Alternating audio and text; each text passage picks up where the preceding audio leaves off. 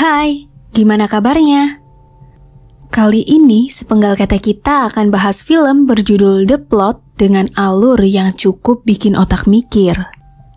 Dikenal dengan nama lain The Accident, film ini memperlihatkan konspirasi yang cukup wow.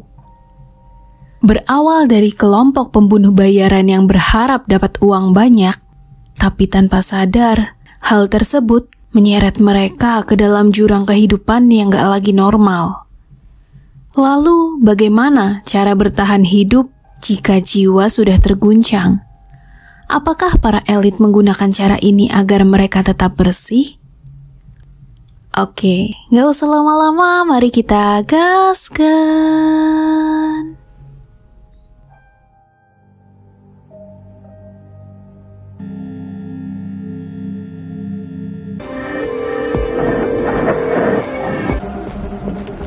준비해오신 물건을 봉투에 넣고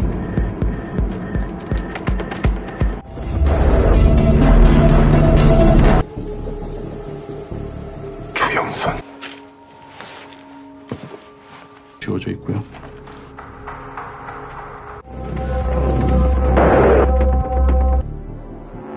돈 가지고 꺼져.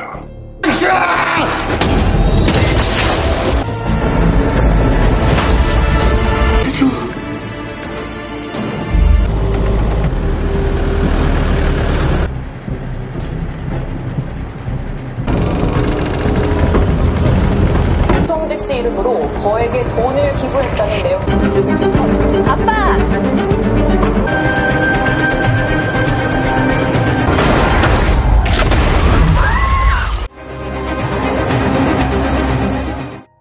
Berawal dari percakapan mengenai kecelakaan bus yang terjadi pada malam Natal, kecelakaan itu membawa petaka untuk banyak orang.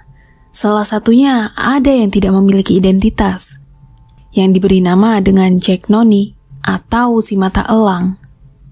Di mana Jack Noni ini merupakan orang yang memiliki misi dalam melakukan manipulasi kejadian. Dan sudah pasti kecelakaan tersebut sengaja dibuat. Kemacetan panjang berlangsung, salah satu pengendara emosi karena kurir yang melintas. Pengendara jadi ngejar si kurir dengan banyaknya hambatan yang ada di depan. Termasuk dengan kesialan lainnya, sampai mobil itu terjebak dalam sebuah konstruksi. Malangnya lagi, cat menimpa mobilnya. Dan siapa sangka, pengendara mendapati sialnya ketiban batu bata. Di setengah sadarnya, pengendara masih bisa lihat sekitar, dan kejadian itu sudah berlangsung selama 15 menit, sampai nyawa pengendara melayang. Gak lama, berita muncul menayangkan tentang kematian pengendara yang merupakan orang penting di Korea. Di mana dalam beberapa bulan terakhir juga sudah terjadi kecelakaan konstruksi yang bikin banyak orang mati. Yang mana semua kejadian itu sebenarnya sudah direncanakan matang sama kelompok pembunuh bayaran. Dan waktu misi tuntas, uang didapat dengan mudah. Di mana dalam sebuah berita juga menyebutkan kematian yang cukup ganjal. Jackie bersuara kalau kematian itu sengaja dibuat. Tujuannya untuk merebut posisi atau jabatan pada sebuah perusahaan. Yong-il yang membaca berita juga beranggapan jika kematian direncanakan. Dan orang yang melakukan semua itu pasti pembersih. Dalam ruangan, Yong-il menyapa anak magang dan memberikan tipsnya karena sudah bekerja baik. Nah, mereka ini merupakan kelompok pembunuh bayaran yang bergerak dalam pembunuhan di awal cerita. Tapi, mereka sendiri sebenarnya masih bingung siapa pembersih yang melakukan semua itu. Wol Cheon masih bertanya-tanya. Malam itu, Jackie juga cerita tentang awal mula kelompok itu terbuat. Berawal dari otak atau rencana dari Yong-il dan Jack Noni. Sebenarnya, Jackie sendiri kurang tahu kenapa pembersih menghabisi Jack Noni. Dan menurut Jackie, yang tahu detail mendalam tentang Jack Noni cuma Yong-il. Pagi harinya, Yong-il berkomunikasi dengan seorang wanita yang merupakan anak jaksa. minta menaruh berkas ke dalam tempat sampah di sekitar sana. Anak jaksa punya misi yang harus diselesaikan. Dan sepulangnya, Yong-il menaruh uang. File yang diberikan juga dilihatnya. Mulai meneliti lebih dalam tentang kecelakaan bus yang melibatkan ibu si wanita. Dalam kecelakaan itu melibatkan Jack Noni yang menjadi korban juga. Di mana awalnya pembersih cuma mau menargetkan istri jaksa karena kasus korupsi yang cukup besar dan menggemparkan wilayah mereka. Nah, tapi rupanya Jack Noni ini masih hidup dan bingung kenapa jadi incaran para pembersih. Hari berikutnya, Wol Cheon bertanya tentang kejanggalan 2 orang lainnya yang ikut tewas dalam kecelakaan bus. Dan untuk melakukan misi dengan aman, mereka perlu pengecekan lebih dalam. Di jalanan juga banyak wartawan yang mengikuti mobil jaksa. Anak magang dan Wol Cheon turut bergabung. Setelahnya, mereka coba memutar otak untuk pembunuhan yang terlihat nggak janggal. Mungkin bisa dimulai dengan kecelakaan. Tapi, setelah mengikuti keseharian jaksa, dalam perbincangan itu, ada yang kasih ide seolah bunuh diri. Cuma, Jackie beranggapan kematian yang paling aman adalah dengan cara kesetrum. Mereka terus menguntit dan mengikuti keseharian jaksa serta anak jaksa. Akhirnya terbesitlah untuk melakukan aksi pada musim hujan. Dari penguntitan itu, akhirnya kelihatan juga kelemahan anak jaksa yang punya epilepsi. Selain itu, anak jaksa juga lemah akan flash wartawan. Yong-il memaparkan idenya, dan acara Lifehouser yang menyebutkan akan ada kematian jaksa sudah ditonton lebih dari 10.000 orang. Di mana anak magang terlihat sedikit takut untuk misi yang akan dilakukannya. Wol Cheon menguatkan anak magang dengan mengatakan semua hal bisa didapat dengan mudah lewat pekerjaan mereka. Dan hal itu bukan hal yang sulit jika mereka sudah terbiasa. Misi kali itu mereka harus berkomunikasi untuk terus terhubung, di mana para wartawan dan reporter sudah bersiap untuk mendengar suara dari jaksa. Begitupun dengan live streaming yang terus berjalan. Dan Yong-il mengamati dari atas semua pergerakan yang ada. Sampai akhirnya hujan turun, dan misi yang berhari-hari gagal bisa dilakukan pada malam itu. Semua siaran juga memulai acaranya, dan para wartawan langsung mengerubuni jaksa yang menyatakan kalau ia mengundurkan diri. Dan dalam misi yang ada, Jackie malah menghilang dari mobil. Tapi, Yong-il tetap mau misi berlangsung dan minta agar Wol Cheon melakukan tugas Jackie. Yong-il menjadi pengarah. Anak magang sengaja memotret dengan flash yang cukup mengganggu di mata anak jaksa. Kejadian itu membuat jaksa terlepas dan ia tersengat listrik untuk menghentikan kursi roda. Seketika lampu padam dan kematian di tengah hujan itu membuat para wartawan memberikan berita baru. Anak jaksa yang lihat kejadian juga langsung jatuh, nggak sadarkan diri. Di mana kemalangan yang ada mendatangkan cuan untuk para media. Dan nggak pakai lama, pencarian Jackie dilakukan. Mereka bertiga berpencar untuk mencari keberadaan Jackie. Dalam pencariannya, Yong-il sempat lihat bayangan Jackie yang menghilang. Wol Cheon bilang kalau Jackie sepertinya mengarah ke halte bus. Yong-il jadi mendekati halte bus, tapi itu hanya ilusi. Gak ada siapapun di sana sampai kecelakaan terjadi. Bus yang mau menabrak Yong-il menewaskan anak magang, dan semua alat komunikasi anak magang diambilnya. Sepulangnya, Wol Cheon sadar kalau anak magang sudah mati. Sedih dengan semua yang terjadi, mereka saling menyalahkan. Sudah bisa ditebak, semua itu ulah pembersih. Yong-il tahu kalau sebenarnya yang diincar pembersih adalah dirinya. Tapi, kecurigaan lain muncul ketika Wol Cheon bersuara tentang keberadaan Jackie di halte bus. Akhirnya mereka harus berjarak lebih dulu untuk menghindari semua kekacauan yang semakin parah. Yong-il sengaja menghindari itu untuk kemungkinan yang paling buruk. Berita yang menyebar dan live Hauser juga dilihat anak jaksa. Kyung-jin datang mengenalkan diri sebagai polisi dari investigasi kecelakaan. Pertemuan itu, Kyung-jin menjelaskan tentang anak magang yang mati nggak jauh dari lokasi. Bahkan diketahui juga anak magang ini menyamar menjadi wartawan sebelum jaksa meninggal. Anak jaksa yang sedang berduka nggak menanggapi hal itu dan tahu tujuan utama Kyung-jin datang untuk menanyakan asuransi.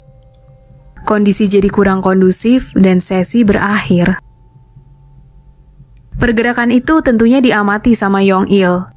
Dan dari sana ia juga lihat ada Jackie yang sempat menghilang. Mendekati dan mengikutinya sampai pulang ke rumah, Jackie ngira kalau Yong-il ini adalah Jack Noni.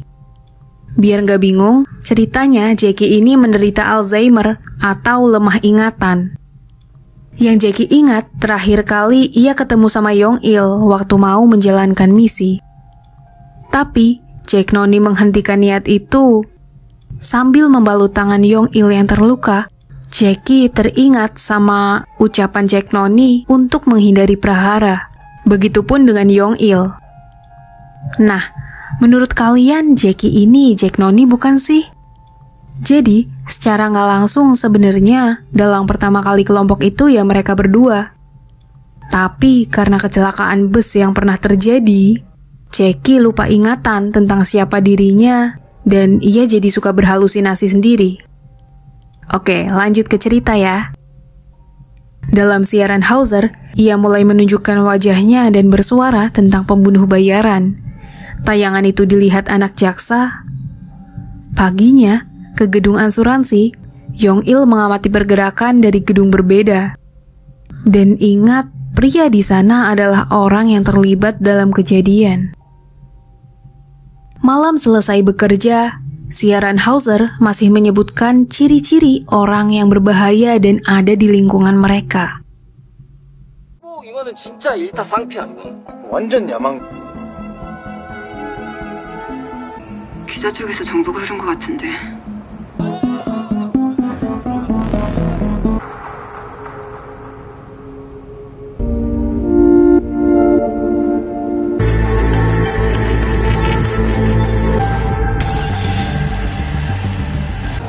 저 모스맨이라는 사람이 있는데 사람은 계속 죽어나갈 겁니다, 여러분. Setelahnya, Yong-il masuk ke ruangan asuransi dan menduga beberapa hal baru atau kematian yang akan mendatang.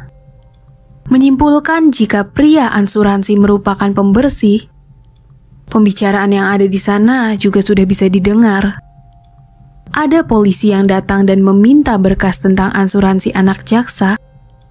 Lanjut teleponan, pria asuransi mau mereka menyelesaikan misi secepatnya. Kalau tidak, prajurit lain akan bergerak dan menghancurkan rencana. Dari sana, Yong-il sangat yakin kalau pria asuransi merupakan salah satu pembersih. Paginya, memberikan berkas ke anak jaksa, urusan mereka berdua sudah selesai. Ke arah parkiran, langkah kaki yang ada berganti dengan Wolchon. Panggilan masuk dari Yong-il. Wolchon melakukan semua itu karena butuh uang untuk pengobatan ibunya. Paham dicurigain, Wolchon mau mereka bertemu dan menyelesaikan masalah. Tapi Yong-il enggan dan minta Wolchon pergi dan membawa uangnya. Cuma karena Wolchon mengumpat tentang ambisi Yong-il yang terlalu kuat, itu menghancurkan semuanya, termasuk dengan kematian anak magang. Dan emosi Yong-il jadi petaka untuk Wolchon. Dalam amarahnya, Yong-il juga lihat kematian anak jaksa di depan mata. Gak sampai di sana. Kematian yang terjadi dengan Jackie, Yong-il juga melihatnya. Dan pastinya hal itu membuat Yong-il gak tenang. Karena ia tahu sebenarnya pembersih itu mengincar dirinya. Dan sepulangnya ada polisi yang menghentikan langkah Yong-il. Tapi ia lolos dan bisa masuk ke rumahnya. Cuma kuda catur menghilang. Mengingat semua kejadian berawal dari adanya penyadap, paginya Hauser menyelinap ke dalam kantor untuk melakukan live secara ilegal demi menunjukkan hal yang mengejutkan. Di mana pria asuransi mulai terlihat dan Yong-il menjalankan misinya. Sambil menjauh, Yong-il melihat sekitar dan ada tayangan yang memberitahu pembunuh bayaran selama itu. Hauser menunjukkan wajah dari Yong-il yang cukup jelas. Dan dari sana juga Yong-il baru tahu kalau wanita itu merupakan adik dari pria asuransi, bukan target pembunuhan. Dia jadi ingat semua kejadian yang berlalu dan menewaskan banyak orang. Sadar akan ambisinya untuk menemukan pembersih menjadi petaka bagi kerabatnya sendiri. Niat untuk menghalangi kematian tragis yang dibuatnya, tapi semua itu terlambat. Kejadian naas kembali menimpa manusia yang gak bersalah dari ulahnya Yong-il. Kecelakaan yang ada gak terelakkan dan dia pergi dengan lemas. Kematian juga disiarkan. Yong-il menyerahkan diri ke polisi dan mengakui semua kesalahannya. Yong-il bilang kalau ia ahli dalam mengatur rencana dan kematian yang dimanipulasi. Ingin mendapatkan keadilan untuk kedamaian atas kematian manusia yang gak bersalah, termasuk dengan teman-temannya. Tapi, Kyung-jin gak lihat bukti kuat dan minta Yong-il untuk pergi ke psikologis dan memeriksa kejiwaannya. Kyung-jin memaparkan semua kematian yang ada termasuk dengan kematian Wol-chon, di mana polisi tahu Wol-chon ini masih gak jelas ke arah mana dan ia melakukan kejahatan itu demi mendapatkan banyak uang untuk pengobatan ibunya. Seperti yang polisi ketahui juga, setelah kejadian itu, pengobatan dari penyakit keras ibu Wol-chon udah nggak berlangsung dan ibu Wol-chon juga tamat. Kasus akan kematian semua orang sudah ditutup dan bisa dibuka kembali jika ada bukti kuat yang mengatakan bahwa Yong-il bersalah dan wajib untuk dihukum. Yong-il teringat tentang penyadap yang ditaruh pembersih dalam ruangannya. Setelahnya, Kyung-jin mendengarkan ulang percakapan mereka berdua, dan kuda catur terlihat. Dari sana, kita bisa menyimpulkan bahwa salah satu pembersih yang diincar Yong-il sebenarnya adalah Kyung-jin. Film ini sepertinya mengangkat konsep permainan catur, yang mana permainan catur bisa memberikan dampak negatif maupun positif bagi atlet sesuai realitas yang ada. Dalam artian, permainan catur bisa membuat lawan jadi frustasi dan depresi.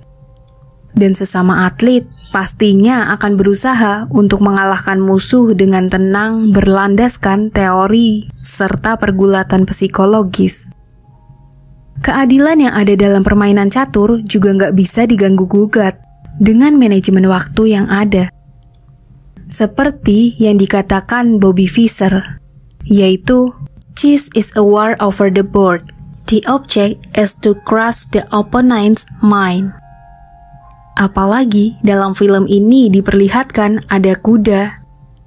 Dalam permainan catur sendiri, kuda merupakan objek yang bisa bergerak dengan leluasa dan mengatur strateginya sendiri. Dari sana kemenangan bisa saja terjadi dengan mudah.